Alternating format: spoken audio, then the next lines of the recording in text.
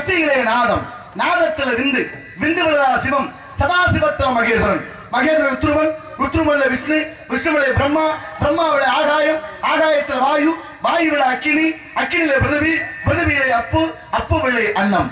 அந்த அன்னத்தினால் ஊர்வன, பரப்பன, நடப்பன, தாவரங்கள், விலங்குகள், தேவர்கள், மனிதர்கள் அனைத்தும் அழைக்கக்கூடிய ஆழத்தில் இந்த ஞானத்தில்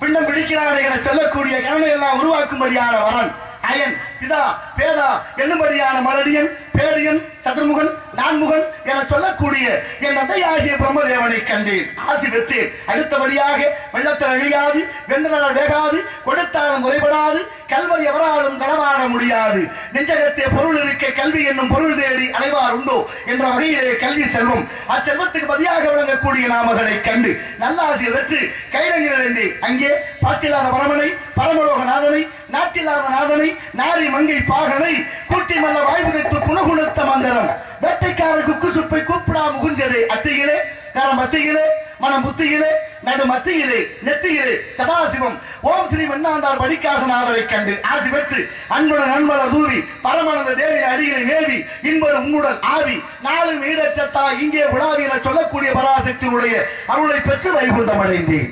சீரா சிவக்கொழுந்தை தெல்லமு செந்தேனை பாராது வான்பொருளை பஞ்சபுர வான ஒன்றை பேரான விண்ணொழியை பேரின்ப வாரதியை நேராக என்னாலும் நெஞ்சுறுத்தி வாழ்வேனை தொந்தையில நட்டு பந்தையில சிந்தையிலே முந்தியுடன் குந்தியிலே விஷ்ணு தாமிருப்பார் முகுந்துபார் வாழைப்பெண்ணை ஆதி அந்தமுள்ள அபூர்வ கோவில் கொண்டு ஆழ் கடலில் பள்ளி கொண்டிருக்கும் ஸ்ரீமன் நாராயணமூர்த்தியினுடைய அருளை பெற்று அதற்கு அடுத்தார் போல வீரலட்சுமி, கசலட்சுமி, தானியலட்சுமி, தைரியலட்சுமி, சந்தான லட்சுமி என விளங்கும் மகாலட்சுமியினுடைய திருவருளை பெற்றுக் கொண்டு எல்லா வல்ல முருகப்பெருமானை கண்டு தொண்டு செய்ய வண்ணமாக அழகு மலையாகிய வேள்விமலை சாரலுக்கு வந்து விட்டோம். நாராயணமாக. ஆகவே நம் கழகத்திற்கும் இந்த உலகத்திற்கும் கீர்த்தி அளிப்போர் விநாயகமூர்த்தி. அவருடைய பெருமை என்ன? 5 கரத்தினை, ஆணை முகத்தினை, இந்தி நிலம்பரை போல மயிற்றினை, நந்தி மகண்டனை, ஞான கொழுந்தனை புந்தியில் வைத்தடி போற்றுகின்றோம். மூசிக வாகன மோதகஸ்த சாமர கர்ண விளம்பித சூத்திர வாமன ரூப மகேஸ்வர புத்திர விக்ன விநாயக பாத நமஸ்தே திகட சக்கர சமூக வைந்தலான் சகட சக்கர தாமரை நாயகன் அகட சக்கர விண்மணி ஆவரை விகட சக்கர மெய்ப்பதம் போற்றுவோம் என்றெல்லாம் போற்றக்கூடிய பாகும் பருப்பு இவை நாளும் கலந்துனக்கு நான் தருவேன். கோலம் செய் துங்க கரிமுகத்து தூமணியே நீ எனக்கு சங்க தமிழ் மூன்றும் தா என்ற வகையில் அவரை வணங்க வேண்டும். அதற்கு அடுத்தபடியாக இந்த பூமியை பெண்ணாக வர்ணித்திருக்கின்ற உலகம், தாய் நாடு, தாய்மொழி என்ற பொழுதில் பெரிதோர்க்கும் தன்மகனை சான்றோன் என கேட்டதா என்றார் பொய்யாமொழி தெய்வப்புலவர் வள்ளுவ பிறந்தகை. அதனாலே பெண்ணின் பெருந்தக்க யாவுல என்று பெண்ணை போற்றாத எந்த நாடு இந்த உலகத்தில் சிறந்ததாக விளங்கியதாக வரலாறு இல்லை. அந்த வகையிலே பெண்ணாக இருக்கக்கூடிய மகாசக்தி இன்னைக்கெல்லாம் சக்தி வழிபாடு அதிகமாயிருச்சு. அதனால அந்த பராசக்தியை பணிந்து பிறகு வழியை தொடர்வோம். நவகிரகநாயகியே கருமாரி நலங்கள் யாவும் தருபவளே அருள்மாரி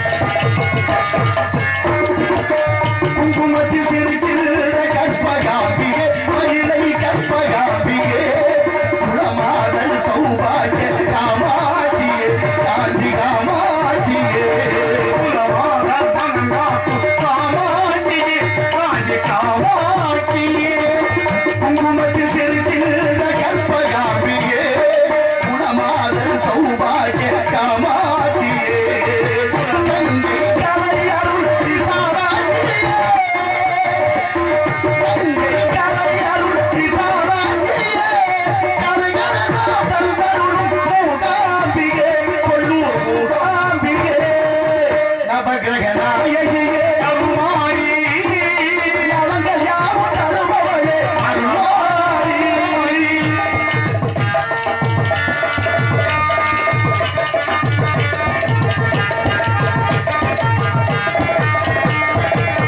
ஞான மழை பொழியும் தலைமகள் நீயே நல்லருள் செல்வம் தரும் அலைமகள் நீயே ஞான மழை பொழியும் தலைமகள் நீயே நல்லருள் செல்வம் தரும் அலைமகள் நீயே வேதம் புகழ் பாடும் மலைமகள் நீயே மாமே மகள் நீயே வேதம் புகழ் பாடும் மலைமகள் நீயே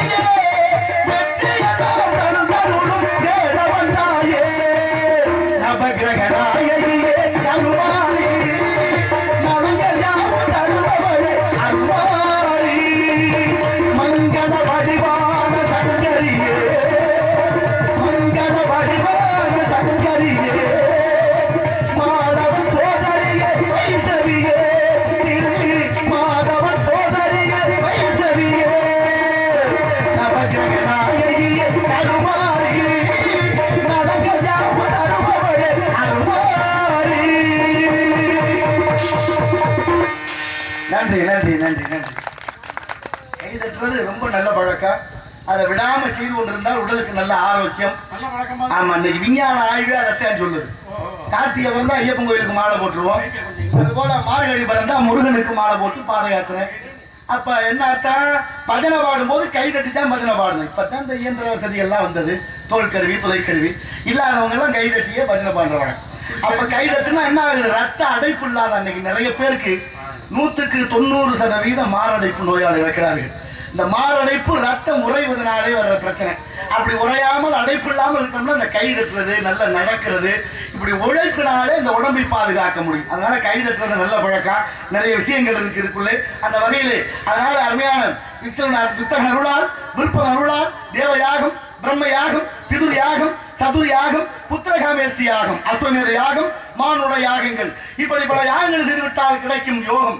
யோகத்துக்கு விரோதிகள் செய் போகம். போகத்தை மறந்து யாகத்தை செய்து யோகத்தை பெற்று அந்த யோகத்தாலே உள்ளம்பரிய கோயில், ஊனுடம்பை ஆலயம், வல்ல பிராணாருக்கு வாய் கோபுர வாசல், கள்ளப்புலன் ஐந்தும் காணா மணி விளக்கே தெல்ல தெளிந்தாருக்கு சீவனே சிவலிங்கம்னு திருமூலர் திருமந்திரத்துல பாடியிருக்கிறார். இந்த திருமந்திரம்ங்கிறது ஒரு புத்தகம், நூல். அந்த நூலிலே மொத்தம் 3000 பாடல், மொத்தம் 3000 ஆண்டு வாழ்ந்திருக்கிறார். இந்த நாட்டுல ரொம்ப சந்தேகம்லாம் நிறைய இன்னும் இருக்கு. சந்தேகத்துக்கு விட கிடைக்காம நிறைய பேர் தடுமாறும். இந்த பூமி உருண்டேன்னு ஒருத்தர் சொன்னார், யாரும் நம்பல. தட்டையா இருக்குன்னா ஒருத்தன், நீளமா இருக்குன்னா ஒருத்தன், வட்ட வடிவமா இருக்குன்னு ஒத்துக்கவே இல்லை. உருண்டேன்னு ஒத்துக்கிறல.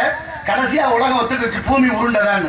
அந்த உருண்டேன்னு சொன்ன விஞ்ஞானியை உயிரோட பொழிச்சு விட்டாங்க கல்வி யோகம். இது வரலாறு சொல்லுது. அந்த உருண்டை இன்னைக்கெல்லாம் மேசைக்கு மேசை சுத்துது. உலக உருண்டை பாத்தீங்களா? இப்ப உருண்டைன்னா ஒரு வட்டம். வட்டம்னா தொடங்குறதுல இருந்து வந்து முடிக்கிற இடம் மைய புள்ளி இருக்கும்ல. அப்ப மைய புள்ளின்னு ஒண்ணு இருக்கு இந்த பூமிக்கு. அதுக்கு பேரு பூமத்திய ரேகை. பூமத்திய ரேகையினுடைய மைய புள்ளி எங்க இருக்குன்னு ரொம்ப நாள் ஆய்வு பண்ணிருக்காங்க. கடைசியா இந்தியான்னு கண்டுபிடிச்சிருக்காங்க. சரி, இந்தியாதான்னா இந்தியா பல மாநிலங்கள் இருக்கு. எந்த மாநிலமா இருக்குன்னா அதுக்கு பல ஆண்டு ஆய்வு. கடைசியா அந்த ஆய்வுகளை கடைசியா தமிழ்நாடுன்னு கண்டுபிடிச்சிருக்காங்க. தமிழ்நாடா பல மாவட்டங்கள் அடங்கி இருக்கே, எந்த மாவட்டமா இருக்குன்னா அதுக்கு ஒரு ஆய்வு. கடைசியா சிதம்பரம்னு கண்டுபிடிச்சாங்க. சிதம்பரமா? அது நிறைய பரப்பளவு கொண்ட பூமியாச்சு அந்த சிதம்பரம் மாவட்டம். அப்ப அது எந்த இடமா இருக்கும் அப்படின்னு பார்த்தா கடைசியா நடராஜர் கோயிலுக்குள்ள காட்டிருச்சு. கோயிலுக்குள்ள இருக்கா மைய புள்ளி அப்படின்னு பார்த்தா நடராஜர் சிலை வச்சிருக்காரு பாருங்க. நடராஜருடைய சிலை, சிலையினுடைய கால் தூக்கினுடைய ஆடுதான் நடராஜர். அந்த ஆடல் வல்லாருடைய கால் பெருவரல் இருக்கிற இடம் பூமியினுடைய மைய புள்ளி. விஞ்ஞானம் எப்ப வந்துச்சு? 3000 ஆண்டுகளுக்கு முன்னே திருமூலர் அவ்வளவு துல்லியமா இந்த பூமியினுடைய மைய புள்ளிய கணக்கு போட்டு, தமிழன் எவ்வளவு தொன்மையானவன் நினைத்து பாருங்கள். அழகாக அந்த ஆய்வை நிறுவி அதுல அந்த இடத்துல அந்த கோயிலை வச்சிருக்காரு. கோயிலை கட்டி அந்த நடராஜர் சிலையை வச்சு சிலையினுடைய கால் பெருவரல் அந்த புள்ளியில வச்சுட்டாரு. வேற எதுவும் இல்லை. அதான் பெரிய ஆச்சரியம். அந்த பக்கம் வடக்க 4 கோயில், தெற்க 4 கோயில், மொத்தம் 8 கோயில் இந்த கோட்டில் இருக்கு. ஒரு கோயில் அசைஞ்சா அத்தனை கோயிலும் அசையும். எவ்வளவு நுட்பமான அறிவு, தமிழனுடைய தொன்மையான அறிவு. அந்த கோயிலை கட்ட மகான் தான் பாடுறாரு, உள்ளங்கோயில், உடம்பு ஆலயம், மூச்சு காத்தே சிவலிங்கம். என்ன அர்த்தம்? கோயிலும் உடம்பும் ஒண்ணுன்னு சொல்றாரு. கோயிலை எப்படி நம்ம நினைக்கிறோமோ அது மாதிரி இந்த உடம்ப நினைக்கணும்னு யாரு கேட்கிறா? முக்கிட்டாரு எங்க மாமா. எதுக்கு யாரு நினைக்கிறா? உலகத்துல எத்தனை போதை வசதி இருக்கு அத்தனையும் வாங்கி இந்த உடம்புக்குள்ள தள்ளி இந்த உடம்பை கெடுக்கிறதுல மும்முரமா இருக்கும். நல்ல விஷயத்த நாடலையே. பசுமாடு பால் கொடுக்குது, பால் கொடுத்தாலும் பாருங்க வீட்டுக்கு போய்தான் கேட்க வேண்டிய, அம்மா பால் வண்டி வந்திருக்கு, பால் வேணுமா பால் வேணுமான்னு. இந்த சாராயத்தை எவன் கண்டுபிடிச்சான்னு தெரியல, எந்த சந்துக்குள்ள வச்சாலும் தேடி போறேன். எவ்வளவு கொடுமை பாத்தீங்களா, எப்படி போகுது. இன்னைக்கு ஒரு ஆய்வு வந்திருக்கு, படிச்சலான்னு தெரியல. எல்லாரும் வலைதளங்களையும் செய்திகளையும் பாருங்க. இந்த நாடு 2050 இந்த மதுபானத்தால அழிய போகுதுன்னு ஒரு ஆய்வு சொல்லுது. எவ்வளவு வேதனையா இருக்கு தெரியுமா எனக்கு. படிச்சவங்க எல்லாருக்கும் தெரியும், படிச்சு பாருங்க எத்தனை விஷயம். மதுவினால் இந்த உலகம் 2050க்குள்ள அழியும்னு ஒரு ஆய்வு சொல்லுது. ஒவ்வொரு வகையா நான் விரிவா சொல்ல விரும்பல, தெரிஞ்சவங்க படிச்சு தெரிஞ்சுக்கங்க, பார்த்து தெரிஞ்சுக்கங்க. இப்படி போயிடுச்சு இந்த உலகம். அப்ப உள்ள கோயில் உடம்பு ஆலயம், மூச்சு காத்தே சிவலிங்கம். அப்படின்னா என்ன அர்த்தம்? இந்த உடம்ப வச்சே கோயில் கட்டியிருக்கிறார்.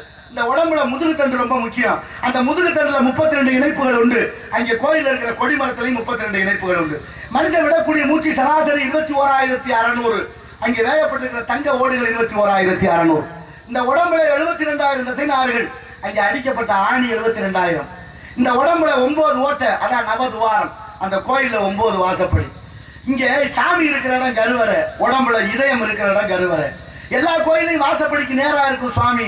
சிதம்பரத்துல இடது பக்கம் தள்ளி இருக்கும். ஏன்? இந்த உடம்புல இதயம் இடது பக்கம் தான் இருக்கான், அதனால அங்கேயும் சாமியை இடது பக்கம் தள்ளி வச்சிருப்பார். இப்படி நிறைய ஒற்றுமைகள் இந்த உடம்புக்கும் கோயிலுக்கும். அப்ப கோயிலை போன்று இந்த உடம்பை பராமரிப்பதற்கு விட்டு சென்ற மகான்கள் நிறைய இருக்கு. அந்த வகையிலே இந்த மக்களையும் எல்லாம் பார்க்கின்ற பொழுது என்ன சிரிச்சு என்ன சிரித்து வாழ வேண்டும்.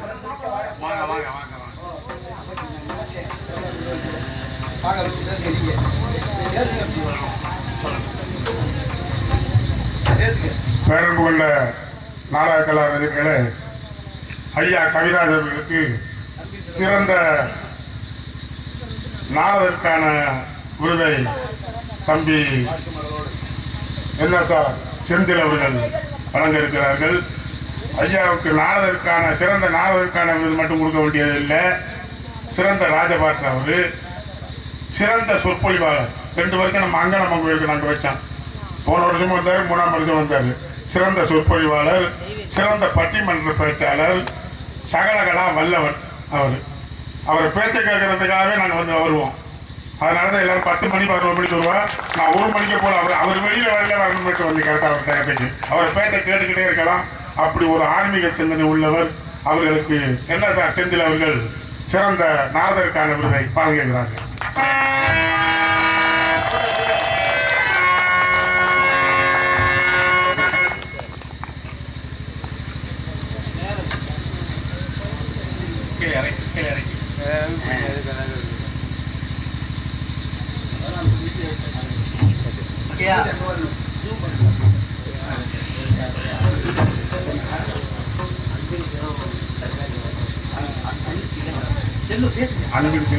அன்பின் சிகரம் அடியனுடைய புலன குடும்பத்தின் சார்பாக இங்கே அன்பின் சிகரம் பேர் வச்ச மகானே அவர் தான். ஒரு வருஷத்துக்கு முன்னாலேயே தம்பி முத்துக்காமாச்சி சொந்த ஊர் மணமேல்குடி பக்கம் என்னை பார்க்கணும்னே அவர் வேலையை விட்டு திருப்பூர்லேருந்து வந்து இங்கே வந்திருக்காரு. அவர் சார்பாக தம்பி செந்தில் சார்பாக அப்பச்சி சார்பாக கொண்டாடு.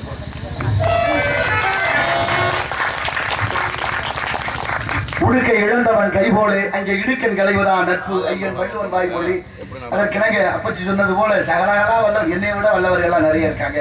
ஏதோ என் மீது கொண்ட பற்றினாலும் ஏதோ என்னால் இயன்றதை மக்களுக்கு விதைத்துக் கொண்டிருக்கிறேன். விதை விதைத்தவன் உறங்கினாலும் விதை உறங்காதுன்னு ஒரு பழமொழி உண்டு. அந்த வகையில நல்ல விதைகளை விதைப்போம். என்னால் இயன்றவரை எல்லாம் முருகனுடைய திருவருளும் எங்க ஐயா வாரியார் சாமிகளுடைய குருவருளினாலே இங்கே எல்லாருக்கும் முன்னாலே இயன்றதை செய்ய வந்திருக்கிறேன். என்னை பாராட்டிய அப்பச்சி அவர்களுக்கும், வந்திருக்கும் கலைஞர்களுக்கும், இங்கே அமர்ந்திருக்கும் தாய்மார்களுக்கும், வந்திருக்கிற ரசிக பெருமக்கள் அனைவருக்கும் என் சார்பிலும் நான் சார்ந்திருக்கிற கலை குழுவின் சார்பிலும் நன்றியை உறுத்தாக்கி கொண்டு, தம்பி செந்தில் ஒரு வருடத்துக்குள்ளான பழக்க வழக்கம், ஆனா அதுக்குள்ள எனக்கு இப்படி ஒரு வாழ்த்து மடலை இங்க கொடுத்தே ஆகணும்னு முயற்சி செய்து எனக்காக வழங்கிய தம்பி அவர்களுக்கும் குடும்பத்தார்களுக்கும் நன்றி, குளமார்ந்த வணக்கம். அத்தனைக்கும் நன்றி நன்றி நன்றி, குளமார்ந்த வணக்கம். ஆக இப்படி இந்த மக்களை பார்க்கின்ற இந்த நாட்டில் உள்ள ஏழைகளின் வாழ்வு முன்னேறு என்று நல்லவங்க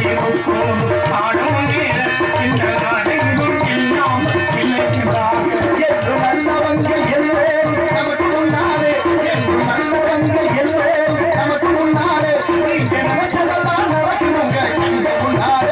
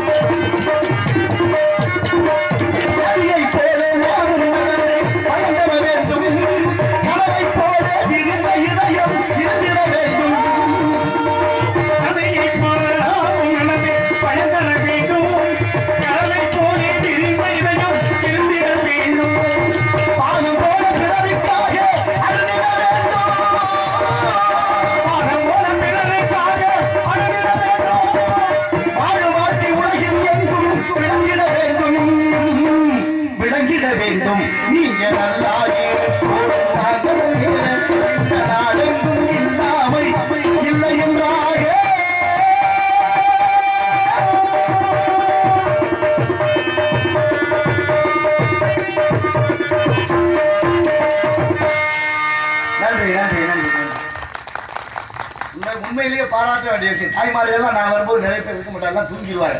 நான் தாய்மார்களுக்காக நிறைய விஷயங்களை சொல்லுவேன். இன்னைக்கு நிறைய இருக்கிறீங்க, ரொம்ப சந்தோஷம். அதை விட நீங்க கைதட்டி உற்சாகம் பண்றீங்க பாருங்க, ரொம்ப மகிழ்ச்சியா இருக்கு. அது எனக்காக மட்டுமல்ல, உங்களுக்கும் உடல் நலத்தை இந்த முருகனுடைய திருவருளால் எல்லாரும் எல்லா நலமும் பெற இறைவனை நான் பிரார்த்தனை செய்கிறேன். நம்ம நாடே நல்லா இருக்கணும்னா எந்த கோயிலுக்கு போனாலும் கும்பிடுறேன். நாடு ஒரு விதமா போய்கிட்டு இருக்கு, எங்க போகுதுன்னு ஒன்றும் புரியலையே. தாய் நாடு, தாய் மொழி பற்று, நமக்கெல்லாம் மொழி பற்று வேண்டும். மொழி சாதாரண மொழி அல்ல, அவ்வளவு அழகான மொழி. ஏன்னா அப்படிப்பட்ட மொழியை எவ்வளவு பேர் எப்படி கொண்டாடி இருக்கிறார்கள் என்பதை நாம் எல்லாம் நினைக்கிறோம். யாமறிந்த மொழிகளிலே தமிழ் மொழி போல் இனிதாவது எங்கும் காணோம்னார் எட்டயபுரத்து முண்டாசு கவிஞன் மீசை கவிஞன் பாரதி. ஏன் இந்த சிரமத்தில் இது அன்பின் சிகரம் சார்பாக மாயாகுளம் எங்க இருக்கு தெரியுமா? கீழக்கரைக்கு அடுத்து இருக்கு. கீழக்கரை கேள்விப்பட்டிருக்கீங்களா? மிகப்பெரிய வள்ளல் பிறந்த ஊர். செத்து கொடுத்தான் சீரக்காதி என்ற வள்ளல் மரக்காயர் கேள்விப்பட்டிருக்கீங்களா? ஒரு இஸ்லாமிய மதத்தை சார்ந்த மகான் செத்து புதைச்சாச்சு. அவர் எப்ப போனாலும் ஏதாவது கொடுப்பாரேன்னு நினைச்சுக்கிட்டே இருந்த ஒரு ஏழை அந்த புதகுழியில போய் அழுதார்.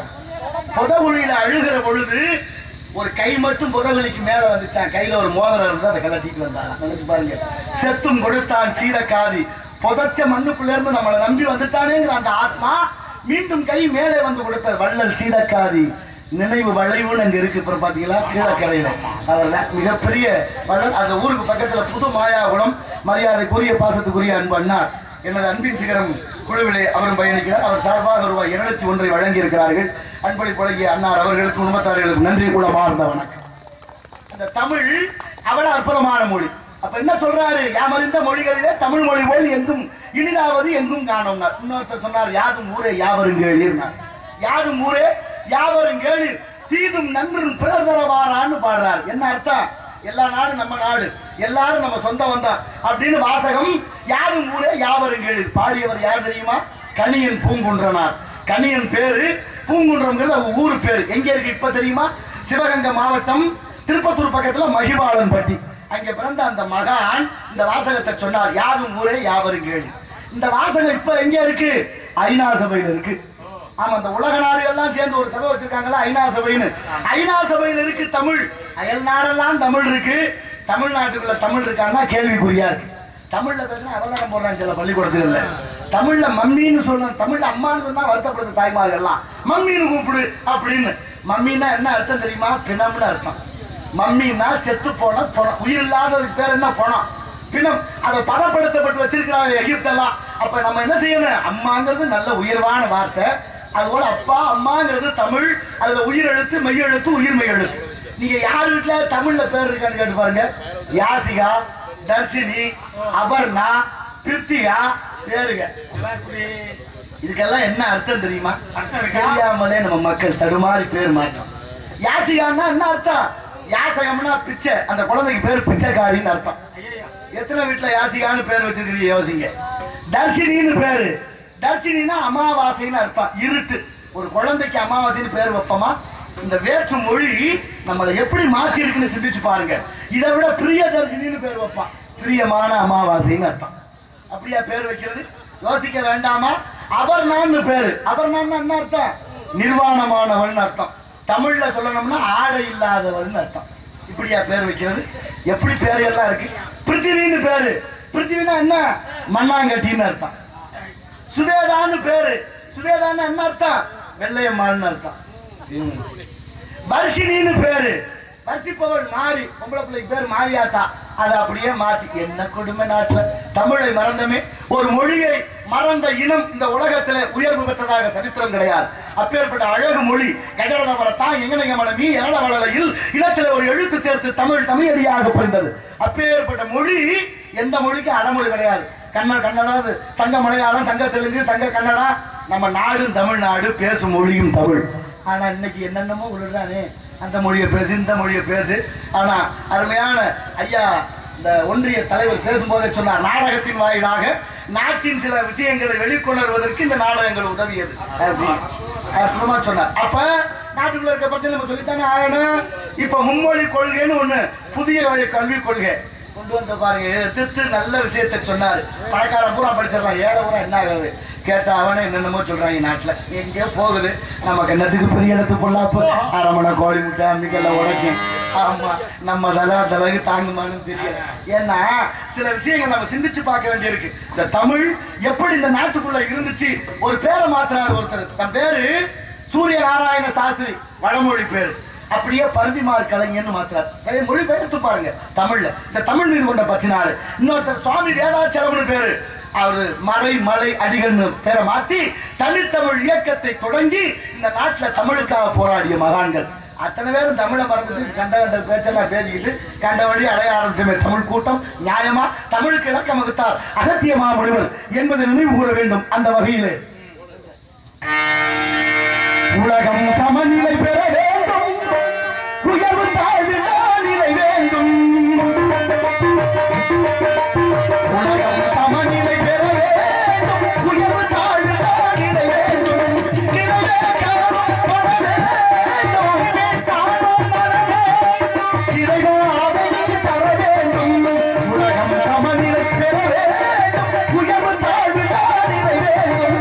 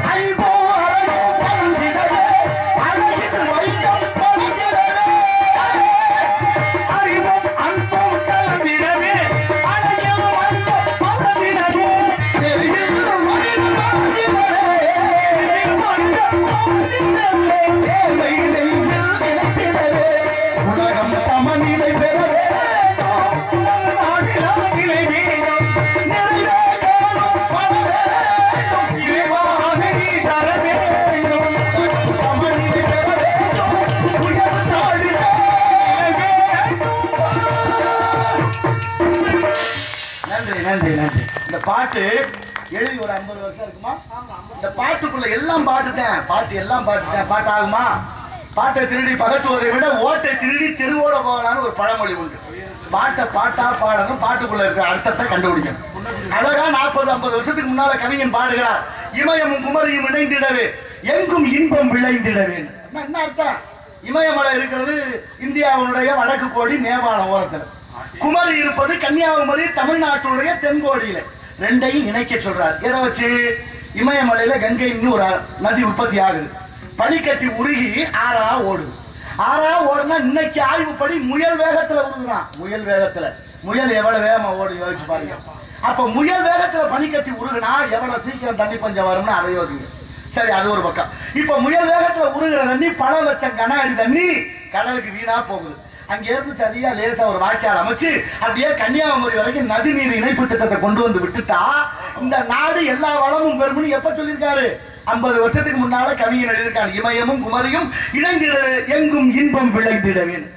நதி நீர் இணைப்பு திட்டம். நதி நீரை இணைங்கிறான்னா அதான என்னத்தையே இணைச்சுக்கிட்டு தப்பா பேசுறானே. ஒரு பொறுப்புள்ளவன் ஒரு பொறுப்புல இருக்கிறாரு சொல்ற மாதிரியா சொல்றாங்க. கேள்வி எல்லாம் பதில் எல்லாம் பாத்தீங்களா? கேட்டா நம்ம பொல்லாதனே. இப்ப என்ன அர்த்தம்னே தெரியலையே. தூத்துக்குடியில 13 பேரை சுட்டுட்டா எதிர்கட்சி தலைவர் கேட்கிறாரு. காரைக்குடி சட்டமன்ற உறுப்பினர் ஐயா கப்பலூர் ராமசாமி கேட்கிறார் சட்டசபையில, வண்டி மேல ஏறி நின்று பொதுமக்களை சுடுவதற்கு அதிகாரம் உள்ளதான்னு கேட்கிறாரு. ஒண்ணு யாரு கொடுத்ததுன்னு கேட்கிறாரு. ஒண்ணு உண்டு இல்லைன்னு தானே சொல்லணும், பொறுப்பா இருக்கிறாரு. வண்டி மேல ஏறி நின்று பொதுமக்களை சுட்டது கற்பனை கதைங்கிறார் முதலமைச்சர். என்ன நியாயம் சொல்லுது? இது நியாயமா? இதை பேசினா நம்ம பொல்லாதன. நமக்கு என்னத்துக்கு பெரிய இடத்து பொல்லாப்பு? அரமணை கோழி முட்டை அம்மிக்கல்ல உடைச்சு. இது என்ன பண்பாடு? என்ன நியாயம்? பெரிய புராணம் தண்ட சேர்க்கலார், கம்பராமாயணம் தண்ட சேர்க்கலார். இப்படியும் பேசுறது இந்த நாட்டில் தான் நடக்குது. ஆனா அதுக்கு ஒரு கூட்டம் கொடி பிடிக்குது. யார் என்ன சொல்ல முடியும்? எதையாவது சொல்ல முடியுதா? நாட்டோட முதுகெலும்பு விவசாயம். நாட்டோட முதுகெலும்பு விவசாயம் விவசாயத்துக்கு மதிப்பு இல்ல, விவசாயிகளுக்கு மதிப்பு இல்ல. பாத்திருக்கீங்களா? இந்த உலக நாடுகளிலே மனுஷனுக்கு முதுகெலும்பு நல்லா இல்லைன்னா உட்கார்ந்து இருக்க முடியாது. உண்மையை ஒத்துக்கிற நாடு இல்லைங்க. உண்மைன்னா சரிப்பா ஆமான்னு ஒத்துக்கிறானா? இல்ல இல்ல, அது கிடையாதுன்னு அதை அடிச்சு பேசுறதுக்கு ஒரு கூட்டம் தர்றானே. நியாயத்தை தர்மத்தின் வழி அதுதான். தர்மத்தின் வாழ்வு தன்னை சூதுகவும் இறுதியிலே தர்மம் வெல்லும். ஒரு மனிதனுக்கு முதுகெலும்பு நல்லா இல்லைன்னா உட்கார்ந்து இருக்க முடியாது, சாஞ்சிதான் கிடக்கணும். நாட்டோட முதுகெலும்பு விவசாயம் நல்லா இல்லைன்னா நாடு எப்படி முன்னேறும்? எத்தனை வருஷமா எவ்வளவு ஆண்டு காலமா விவசாயி ஏழையாவே இருக்கானே, நிக்கிறது வயலுக்குள்ள, விவசாய பொண்ணு விளையிற பூமிக்குள்ள, காவேரி வாயில நஞ்சை நிலங்கள், இது காவிரி பகுதி. இந்த பகுதி எல்லாம் நினைச்சு பாருங்க இன்னைக்கு எப்படி இருக்குன்னு.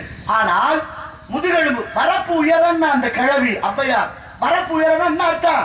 வரப்பு உயர்ந்தால் நீர் உயரும், நீர் உயர்ந்தால் நெல் உயரும், நெல் உயர்ந்தால் குடி உயரும், குடி உயர்ந்தால் கோல் உயரும், கோல் உயர்ந்தால் இந்த உலக அரங்கிலே இந்த நாடு பேசப்படும் என்பதற்காக அழகான வார்த்தை அந்த கிழவி வச்சாலே நிலைமை அப்படியா இருக்கு.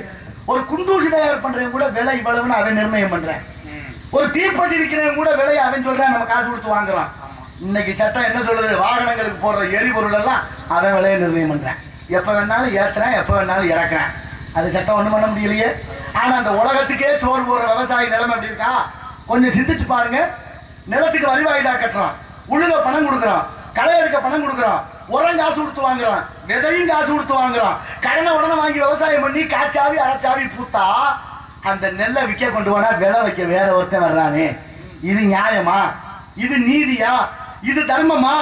ஆனால் பரவாயில்ல, நம்ம இருக்க கஷ்டம், வாங்கின கடனுக்காக விலைக்கு கொடுத்துருவோம். வாங்கிட்டு போறவன் என்ன செய்யறான்? அதை ஊற வச்சு அவிச்சு அரைச்சு அரிசி ஆக்கி அவன் விலை சொல்லி விற்பான். அதை வாங்கி திட்டு நம்மளும் ஜாகிரம் பாருங்க. இதை விட கேவலம் எந்த உலகத்துல உண்டு? நினைச்சு பாருங்க. உலகத்துக்கே சோறு போடுற விவசாயினுடைய நெல்லுக்கு விலை விவசாயி சொல்ல முடியல, ஏழையாவே இருக்கேன். ஆனா அப்படி பேர் ஏழை விவசாயி பேசுறேன் சவடாது வாயிலேயே பேசி என்ன பண்ண. ஆனா மக்கள் ஒற்றுமை இல்லாத காரணத்தினாலே ஆளாலும் குளிர் காஞ்சாச்சு. இனிமேலும் நீங்க விழித்துக் கொள்ளவில்லை என்றால் கோவணம் கூட மிஞ்சாது. வாடிய பயிரை கண்ட போடலாம் வாடினேன் இறைவா என்று வள்ளலார் பிறந்த பூமி. கடலூர் மாவட்டம் வடலூரில் பிறந்தார் அந்த வள்ளலார். மருதூரிலே அந்த வள்ளலார் சொல்றார், பயிர் வாடினா கூட உயிர் வாடும்னு. அந்த மண்ணுல வயலுக்குள்ள நட்ட வயலுக்குள்ள இயந்திரத்தை விட்டு அழிக்கிறான். நியாயமா? நினைச்சு பாருங்க. எங்க தடுத்தாலும் விவசாயி விவசாயி தானே. நம்ம தமிழ்நாட்டுக்குள்ள எந்த பகுதியில விவசாயிக்கு ஆபத்துனாலும் நமக்கும் துடிக்கணும். எவ்வுயிரும் தம்முயிர் போல் பேதமுறா என்று ஞான சம்பந்தர் சொல்லியது போல நட்ட நடவு விளைஞ்சதுக்கு அப்புறம் உனக்கு தேவையானதை பண்ணிட்டு போவேன். ஆனா நடவுக்குள்ள இயந்திரத்தை விட்டு அழிக்கிறாங்க. அவங்க தலையில எல்லாம் இடிதான் விழுகும். அதுல எந்த மாற்றமும் இல்லை. எவ்வளவு கொடுமை! நியாயமா இதெல்லாம்? சோத்துக்கணும். யார் வீட்டுல விதை நெல் இருக்கான்னு கேளுங்க. 10 வருஷத்துக்கு முன்னால எல்லார் வீட்லயும் விதை நெல் வச்சிருந்தோம். 2 மூடை 3 மூடை 4 மூடைன்னு காய போட்டு அதை பட்டறையில கட்டி 10,000 வச்சிருந்தோம். ஒவ்வொருத்தருக்கும் நாளைக்கு கேள்வி விதை நெல் ஏன் இல்லாம போச்சு? யாரு எடுத்துக்கிட்டா? எதனால இன்னைக்கு விதை காசு கொடுத்து வாங்குறோம் என்னன்னு நீங்க விசாரிங்க. அதுக்குள்ள இருக்கிற உள்நோக்கம் அப்பவாது உங்களுக்கு புரியட்டும். நான் என்னத்தை சொல்ல, இப்படி போயிருச்சு இந்த உலகம். இனியும் சிந்திக்கவில்லை என்றால் காரணம் என்ன? எல்லாருக்கும் 6 அறிவு ஆண்டவன் படைச்சான். ஆனா எல்லாருமே 6 அறிவை பயன்படுத்துறான். சில பேருக்கு 5 அறிவு தானா, சில பேருக்கு 4 அறிவு தானா. நான் சொல்லல. மாவு மக்களும் ஐயறிவினவை என்பது தொல்காப்பியம். கம்பர் பாடும் போதே மக்களும் விலங்கு ஒண்ணுங்கிறாரு. உதாரணம் சொல்லவா? சில வீட்டுல போய் கேட்டு பாருங்க, ஏமா உங்க வீட்டுக்காரங்க இந்த அங்கிட்டு தான் திரும்பி போய் பாரு அப்படின்றோம். திரும்பினா என்ன அர்த்தம்? ஆடோ மாடோன்னு வந்துருதா? அப்ப அறிவு 5 தான் அர்த்தம். அப்ப நாம சிந்திக்க விடாம நம்மளை மூழ்க அடிப்பதே மற்றவர்களுடைய வேலை. தகுதி இல்லாதவனை தலைமையில வச்சா அவனை காப்பாத்திக்கிட்டு அவன் என்ன வேணாலும் செய்வான். அதான் நடக்குது நாட்டில். என்னத்தை சொல்ல போங்க. நியாயமா என்பது சிந்திக்க வேண்டியது உங்க பொறுப்பு. அதனால எதை சொல்றது? இதுக்கெல்லாம் காரணம் என்ன? காசா லேசா, காசா லேசா, காசா லேசா. காசு இருந்தா தாண்டா வந்து நாடு மதிக்கும். காசு இல்லாதவனை கழுத கூட எட்டி உதைக்கும். கையில வாங்கினேன் பையில போடல, காசு போன இடம் தெரியல. இருந்தாலும் யார் யார் எங்கே எப்படி நடந்து கொள்ள வேண்டும் என்பதை புரியோடு